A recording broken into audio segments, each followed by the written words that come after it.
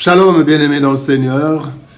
Nous voici pour une nouvelle méditation biblique. Nous sommes le 16 novembre 2023, le jeudi 16 novembre 2023, et nous vous saluons au nom de notre Seigneur et Sauveur Jésus-Christ. Nous allons lire un texte dans les psaumes, psaume 147, verset 3, et nous allons lire dans deux versions différentes. En Parole de vie 2017, il est écrit « Il guérit ceux qui ont le cœur brisé et il soigne leurs blessures. » Bible du Semeur nous dit « Ceux qui sont abattus, il les guérit. Il pense leurs blessures. Il soigne et guérit. » Il soigne et guérit, tel est le thème de notre méditation de ce jeudi 16 novembre 2023. Bien-aimés dans le Seigneur, un monde aux multiples agressions, déceptions et trahisons. Tel est le monde dans lequel nous vivons. Nul n'est épargné. Enfants, jeunes et vieux, adultes, nous sommes tous, en un moment ou en un autre, victimes de la méchanceté et de la maladresse des humains, avec des conséquences parfois irréversibles, particulièrement au niveau de l'âme, au niveau du cœur. L'Éternel notre Dieu est le seul qui peut, selon le texte du jour, soigner et guérir le cœur des victimes des erreurs humaines. Si les hommes restent souvent à la superficie, Dieu va en profondeur et son intervention nous guérit réellement et totalement. Voyons ce que ce texte nous enseigne. Le premier point que nous voulons voir, c'est soins appropriés, des soins appropriés. 1 Pierre chapitre 5 verset 7 nous dit « Déchargez-vous sur lui de tous vos soucis, car lui-même prend soin de vous, lui-même vous soigne. » Bien-aimés dans le Seigneur, chaque lésion, chaque maladie requiert des soins appropriés.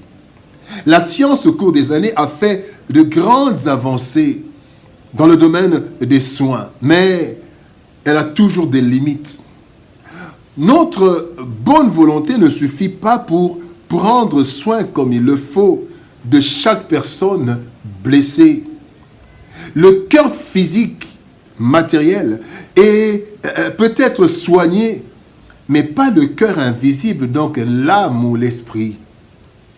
Cependant, l'Éternel est celui qui est vraiment en mesure d'apporter les soins appropriés, même à ceux que l'on ne voit pas. Pourquoi? Parce que d'abord, c'est lui qui a créé et formé le corps, l'esprit et l'âme, tout l'être humain. Il est capable de donner les soins appropriés parce qu'il connaît tout de nous sans que nous ne nous exprimions. Parfois, quand vous allez chez un psychologue, un psychiatre, il faut encore que la personne s'exprime. Mais Dieu n'a pas besoin que nous nous exprimions. Il connaît la douleur. Il nous connaît et connaît nos besoins mieux que quiconque. Mais aussi, il peut accéder à toutes les parties de notre être. Le plus grand médecin ne peut pas accéder à l'âme. Même le psychologue, il a certains éléments, mais il ne peut pas accéder à l'âme comme Dieu accède à l'âme de l'être humain. Deuxième chose que nous voulons voir, c'est des guérisons totales. Dans Matthieu chapitre 4, verset 23, la Bible dit « Jésus parcourait toute la Galilée, enseignait dans les synagogues, prêchant la bonne nouvelle du royaume et guérissant toute maladie, même les maladies du cœur, même les problèmes psychologiques, toute maladie et toute infirmité parmi le peuple. » Guérir, c'est délivrer d'un mal. Souvent, les interventions humaines atténuent le mal, mais n'éradiquent pas totalement ce mal. Les hommes se limitent à des paroles, parfois de réconfort, ou à une intervention psychologique ou psychiatrique. Là encore, les limites humaines sont notoires. La guérison de l'âme par Dieu est totale. Il guérit les corps et les cœurs. Pourquoi? Parce qu'il connaît la racine du mal dont il est question. Il guérit parce qu'il détient la puissance du Créateur qu'il est. Il guérit totalement parce qu'il n'échoue jamais quand il s'engage. C'est son honneur et sa parole qui sont en jeu. Bien-aimé dans le Seigneur, Dieu guérit toujours. Quand il intervient, il guérit. Chaque fois que Christ, quand vous voyez la Bible, chaque fois que Christ est intervenu dans un cas, la personne a toujours été guérie totalement. Et cela est le cas aussi même dans les questions psychologiques, mentales. La troisième chose que nous voulons voir, c'est multiples opérations. Dans Luc chapitre 4, verset 18, la Bible nous dit: « L'Esprit du Seigneur est sur moi parce qu'il m'a oint pour annoncer une bonne nouvelle aux pauvres. Il m'a envoyé pour guérir ceux qui ont le cœur brisé. » C'est Jésus-Christ qui reprend un texte de l'Ancien Testament dans le prophète Ésaïe.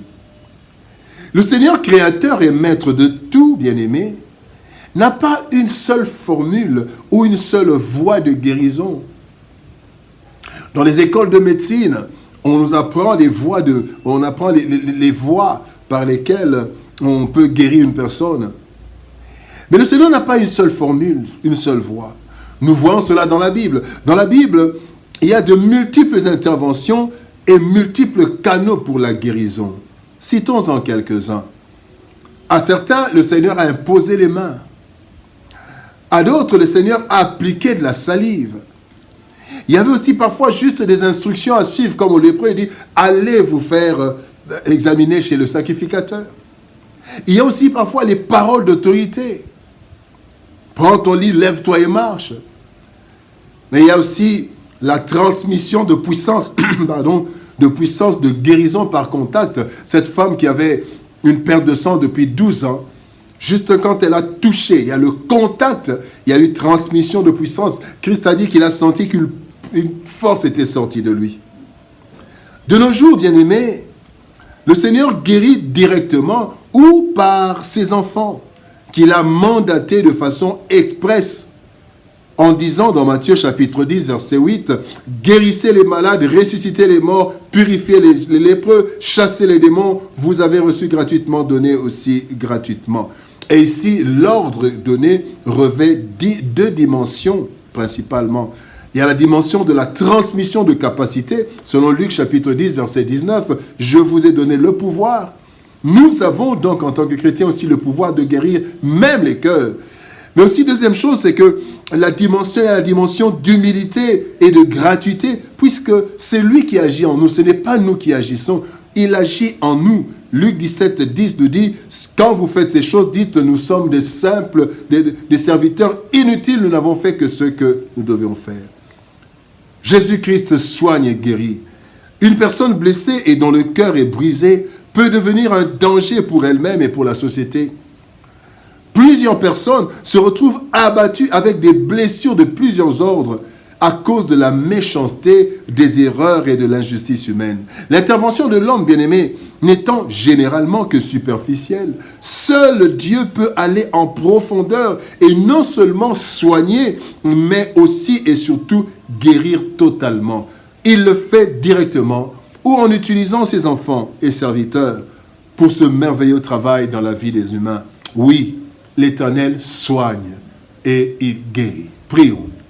Éternel Père de gloire, toi qui soignes et qui guéris, je te prie, Seigneur, au Dieu de gloire, pour mon frère et ma sœur, celui qui a un problème dans son cœur, brisé, abattu. Seigneur, c'est toi qui penses les blessures, c'est toi qui guéris les cœurs brisés.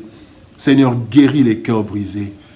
Les cœurs brisés par la méchanceté des humains, par l'injustice de ce monde, par les contradictions de ce monde. Éternel, interviens et apporte ta guérison. Au nom de Jésus-Christ, notre Seigneur et Sauveur, nous avons ainsi prié, Père. Amen. Bien-aimés dans le Seigneur, que Dieu nous bénisse. Shalom, au revoir, et par la grâce de Dieu, nous nous retrouvons demain pour une nouvelle méditation. Que le Seigneur guérisse et soigne et guérisse ceux qui ont le cœur brisé et que sa grâce soit sur nous tous. Au nom de Jésus-Christ, nous bénissons chacun de vous. Shalom, au revoir et à demain.